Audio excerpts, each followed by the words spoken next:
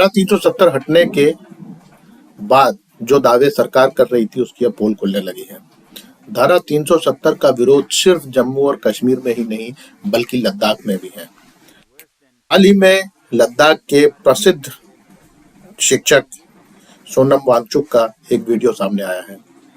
सोनम वांगचुक वही है जिनके ऊपर 3 इडियट फिल्म बनाई गई थी और जिसमें आमिर खान फुनसुक वांगडू बने थे। सोनम वांगचुक ने बताया कि धारा 370 हटने के बाद राज्य के क्या हालात हो रहे हैं और इसका विरोध करने पर उन्हें नजरबंद कर दिया गया है। वांगचुक की माने तो लद्दाख के हालात बनाना रिपब्लिक जैसे हो गए हैं, जहां 6 शेड्यूल की मांग करने पर लोगों के खिलाफ एफआईआर दर्ज की जा रही है, उन्हें जेल भेजा जा रहा है। 6 शेड्यूल और लद्दाख को ऑटोनॉमी देने के नाम पर उन्होंने जो 26 जनवरी को पूरे लद्दाख में जो अनशन हुआ उसको लेकर उन्हें नजरबंद कर दिया गया। जिस तरीके से उन्हें पुलिस से प्रताड़ित किया गया वो काफी दर्दनाक है और ये सारी बात उनके अपने बयान में सामने आई है। उन्होंने बताया है कि किस तरीके से पैसे का मिसयूज किया जा रहा है और एलजी की मनमानी पूरे इलाके पर चल रही है।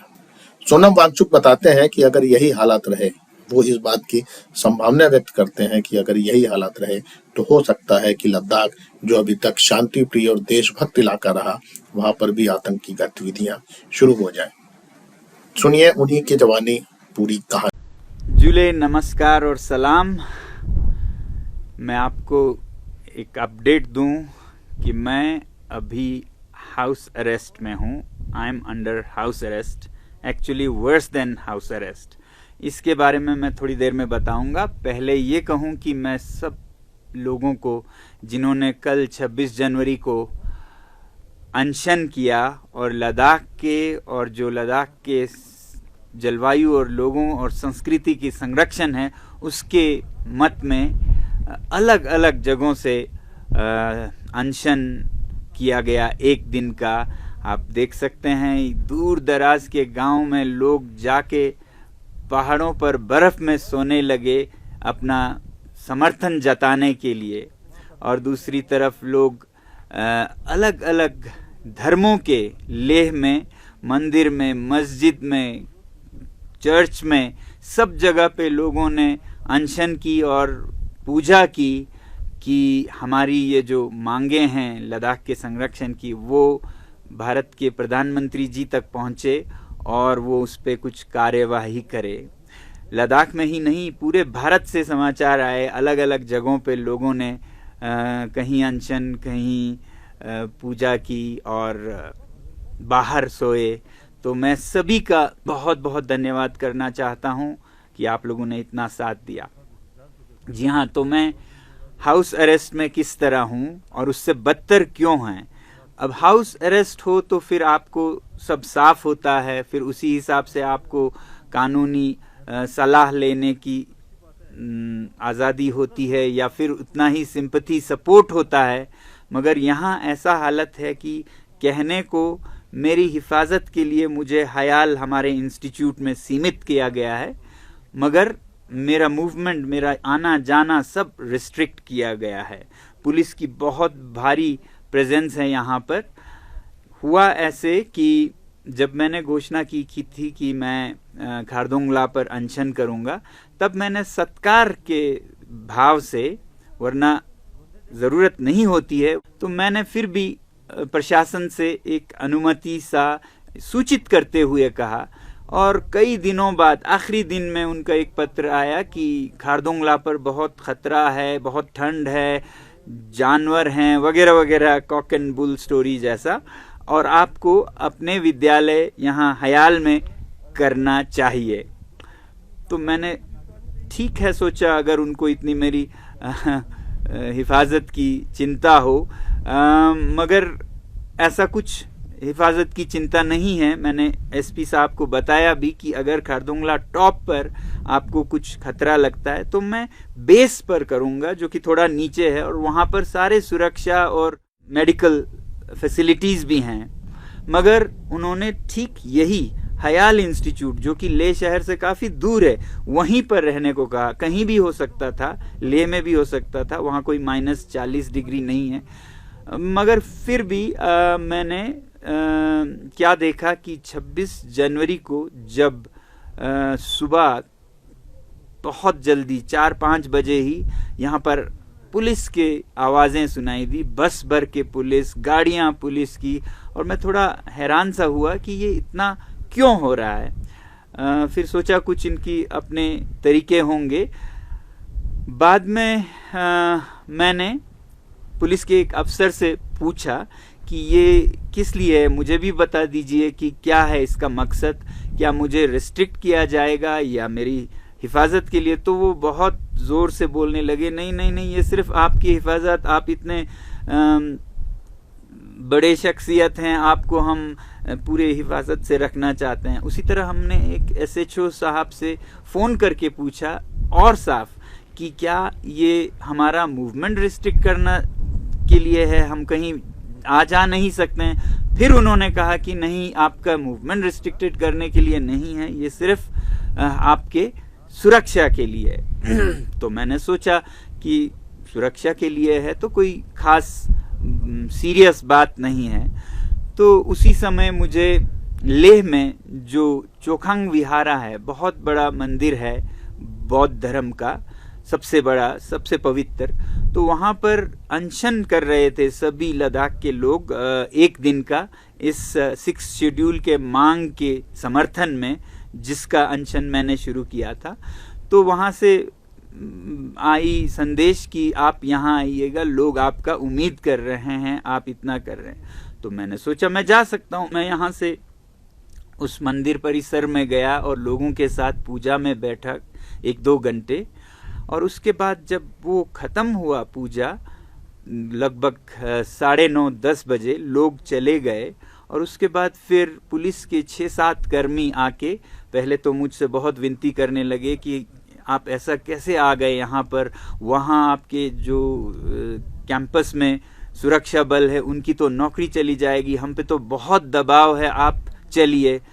और फिर धीरे धीरे वो खींचने लगे, धक्के दे के लेने लगे, और यहाँ तक कि उस परिसर का दरवाज़ा बंद था, ताला लगा था, तो वो मुझे दीवार के ऊपर उठाकर, कई लोगों ने उठाकर फांद के धकेल के ले गए। देखने की बात ये थी कि 26 जनवरी जिस दिन हमने संविधान अपनाया, उसी दिन इन सारे नियम कानूनों का हनन हो रहा था, चिथड़े चिथड़े हो रहे थे।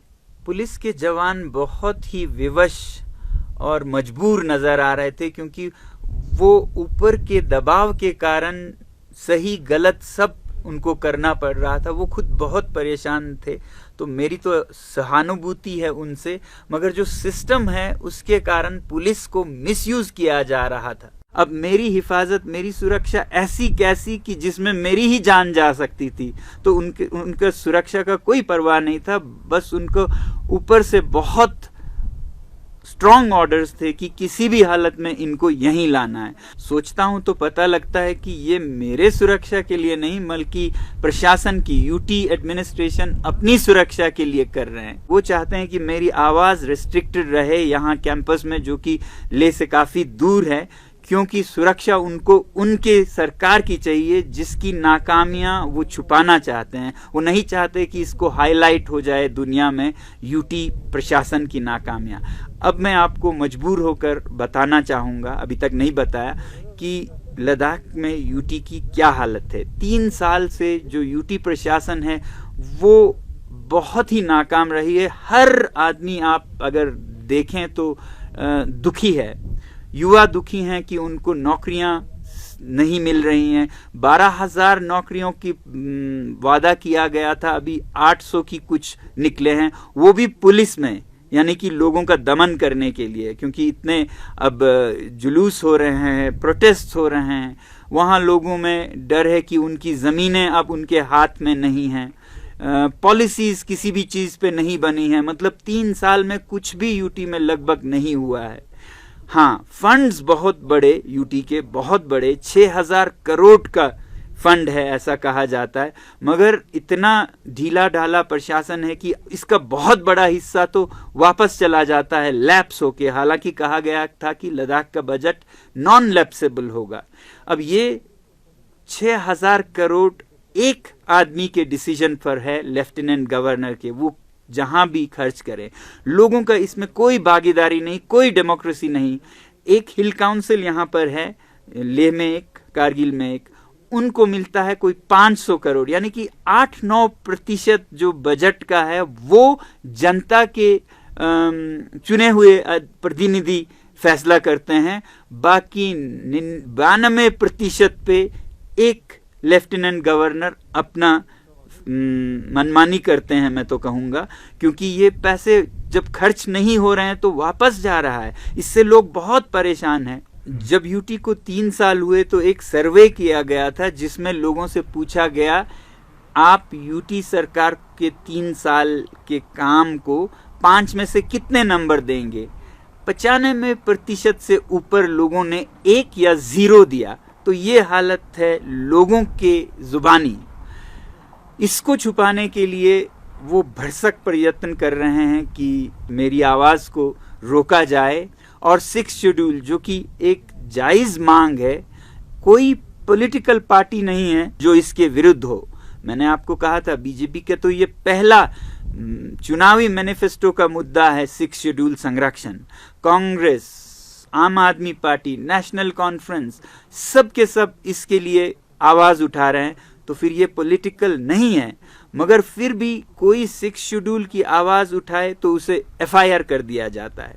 1 साल पहले कुछ पत्रकार जिन्होंने 6 शेड्यूल के ऊपर कुछ अप्रूवल दिए सोशल मीडिया पर, उन पर FIR निकाल दिया। कोई प्रोफेसर्स जिन्होंने अपने प्रोफाइल में 6 शेड्यूल की मांग का जिक्र किया, उन्हें कहीं का कहीं ट्रांसफ़र कर दिया गया।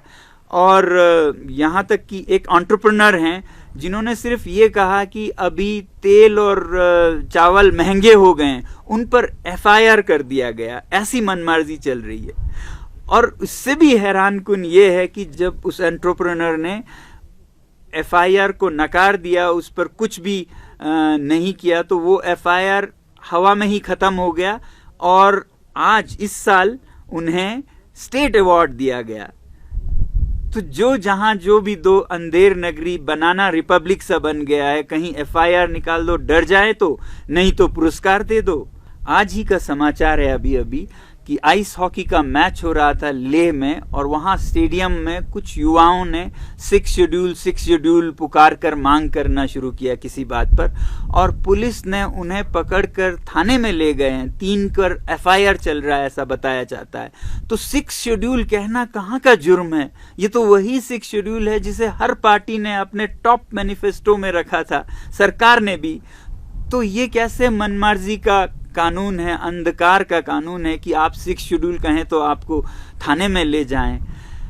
अगर ऐसा ही होता रहा तो बदकिस्मती ये होगी कि लद्दाख जैसे इलाके में, जो कि बहुत ही संवेदनशील है, जहां लोग इतने राष्ट्रभक्त हैं, वो एलियनेट हो जाएंगे और फिर क्या पता मिलिटेंसी तक ना पहुंच जाए, ऐसा मैं डरता हूं। इसलिए मैं तो ये कहूँगा अमित शाह जी से, कृपया आप हस्तक्षेप कीजिए। आप तक बातें नहीं पहुंचती होंगी। ज़मीन पर लोग बहुत दुखी हैं इस यूटी से, जिसके मन मर्जी से लद्दाख एक अंधेर नगरी सा बन गया है। वैसे ही यहाँ मुझे बताया जा रहा है कुछ नहीं है, सब नॉर्मल है, आप अनशन पर हैं, हम आपकी सुरक्षा के लिए हैं। मगर यहाँ 5 किलोमीटर दूर से जो भी यहाँ आते हैं उन पर गाड़ियाँ चेक की जा रही हैं। जो यहाँ आ जाते हैं उनका नाम लिखा जा रहा है। आज ही इंडिया टुडे ग्रुप से एक जर्नलिस्ट का ग्रुप आया था, उन्हें मुश्किल से आने दिया गया और कहा गया कि 30 मिनट ही मिलेंगे आपको। ऐसा कोई नियम कानून है कि जर्नलिस्ट को आप बताएं कि आप 30 मिनट ही मिल सकते हैं?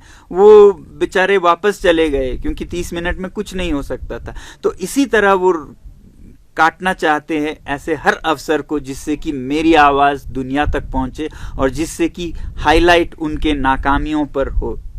ये बदकिस्मती है, दुर्भाग्य है कि मुझे अब के जो हालात बन गए उसके कारण ये सब बताना पड़ रहा है, क्योंकि मैं ये अवॉइड कर रहा था। मैं तो केवल पर्यावरण और उसके संरक्षण तक अपने आप को सीमित कर रहा था, मगर जिस तरह से उन्होंने मुझे अब एक तरह से रिस्ट्रिक्ट कर रखा है, मुझे लगता है कि ये आवाज़ आप लोगों तक पहुंचने की ज़रूरत है। मैं चाहूँगा कि आप लोग भी इसके लिए आवाज़ उठाएं। भारत एक बनाना रिपब्लिक नहीं है, भारत विश्व का एक सबसे अग्रसर देश है। उसमें एक जो उसका सर का ताज है, वो अगर अंधेर नगरी बन जाए तो दुनिया के लिए हम क्या बताने के काबिल रह जाएंगे। बहरहाल मैं आप लोगों का बहुत बहुत धन्यवाद करता हूं और आपसे विनती करता हूं कि आप भी मेरी आवाज़ को आगे पहुंचाएं, प्रधानमंत्री जी तक पहुंचाएं, ताकि वो उनका ध्यान लद्दाख पर जाए और ये जो हालात हैं उन्हें ठीक करें। और दूसरी बात जो मैं कहता आया हूं कि वो लद्दाख के नेताओं को तुरंत वार्तालाप के लिए बुलाएं और एक नतीजा कुन फैसला दें लद्दाख के संरक्षण के बारे में, जो कि 6 शेड्यूल में निहित है, भारत का संविधान है। तो यूटी प्रशासन का ये चाल है कि मैं खारदुंगला तक नहीं जा पाऊं और मेरी आवाज़ देश तक, देश के प्रधानमंत्री तक नहीं पहुंच पाए। ऐसे में आप बहुत बड़ा जादू कर सकते हैं। आप इस आवाज़ को इतना बांटिए, फैलाइए, पहुंचाइए मीडिया और सोशल मीडिया के ज़रिए कि वो उससे भी ज़्यादा बुलंद जाए। ऐसा आप ही कर सकते हैं। सलाम, नमस्कार और जय हिंद। और जाते जाते आपको एक अपडेट देता जाऊं। आज जब मैंने इस इल्लीगल हाउस अरेस्ट के बारे में और एलजी साहब के मनमानियों के बारे में स्टेटमेंट्स देना शुरू किया, तो आज दोपहर में एक अधिकारी मेरे पास भेजे जाते हैं। उन्होंने मुझे ये कागज़ थमाया, जो कि एक एग्रीमेंट है और एक बॉन्ड भी है पैसे के साथ। अब देखिएगा वो क्या कहते हैं। इस पे मुझे साइन करना है। That I undertake that I will not make any comments और issue statements or make public speeches, hold, participate in public assemblies, any activity related to recent events in Leh district at present time, since it has potential for endangering peace. और आगे जाके कहते हैं कि that the symbolic fasting, if any, will be held within the Hayal campus only. और मेरा signature चाहते हैं, यानी कि मैं अपने हाथों आर्टिकल 19 के जो मुझे freedom of expression, freedom of movement दिया जाता है, वो उनके हवाले करूं। मैं अपने आप को अधिकारों से वंचित करूं। और फिर उसके ऊपर वो चाहते हैं कि मैं 40 और 10 50,000 का पैसा भी भरूं, बॉन्ड भी। तो मैंने उन अधिकारी साहब से कहा कि अगर मैं इस पे सिग्नेचर नहीं करता हूँ तो क्या होगा? तो वो बोले तो आपका डिटेंशन हो सकता है। तो मैंने कहा ये तो सबसे अच्छी बात होगी, मैं तो खुशी खुशी आपके जेल में जाना चाहूँगा। अरे साहब, जो आदमी खारदुंगला के -40 में मरने से नहीं डरा, वो आपके डिटेंशन से डरेगा। और उससे भी ताज़ा अपडेट आपको एक दूं जो मुझे अभी अभी मिला रात को कोई 9 बजे। इस एग्रीमेंट पर साइन करने को बाध्य करने के लिए हमारे स्कूल के 3 मासूम युवा शिक्षकों को, जिनका कोई दोष नहीं है, थाने ले गए हैं और उनको सताया जा रहा है ताकि उनको बचाने के लिए मैं ये साइन करूं। तो ये हथकंडे हमारे एलजी साहब अपना रहे हैं यूटी प्रशासन को चलाने के लिए। एलजी साहब, इस दर पर तो मैं कहूँगा आप बहुत मेहनत कर रहे हैं लद्दाख जैसे शांत क्षेत्र में भी मिलिटेंसी का बीज बोने के लिए। जिस तरह आपने नौजवानों को बेरोजगार रखा है, फिर उन पर एक के बाद एक जुल्म सितम ढाए जा रहे हैं, ऐसा हो भी सकता है, मगर याद रखिएगा हम आपको कामयाब नहीं होने देंगे। और मैं ये भी कहना चाहूँगा, आज मजबूर हूँ, सोच भी नहीं सकता था कि मैं ऐसा कहूँगा कि इस यूटी, आज के यूटी से तो हम जम्मू कश्मीर में ही बेहतर थे। मगर ये भी बताऊं कि कल का यूटी मुझे उम्मीद है कि बहुत ही सुनहरा यूटी लद्दाख होगा। और एलजी साहब, आपको ये भी बता दूं कि इस ईगो वॉर में आपने मुझे हाउस अरेस्ट में तो रखा है, आपने 20-15 पुलिसकर्मी यहाँ तैनात किए हैं। आपको ये ख्याल है कि ये पुलिस के नौजवान कितने पिस रहे हैं? ये 3 रातों से -20 में इधर चक्कर लगा रहे हैं, बिना किसी टेंट के, बिना किसी हीटिंग के। उनका मिसयूज सोच सकते हैं तो उनका वेलफेयर भी थोड़ा बहुत सोचते, उनको कोई तंबू, टेंट, हीटर दे देते तो आपका बहुत मेहरबानी होता। धन्यवाद।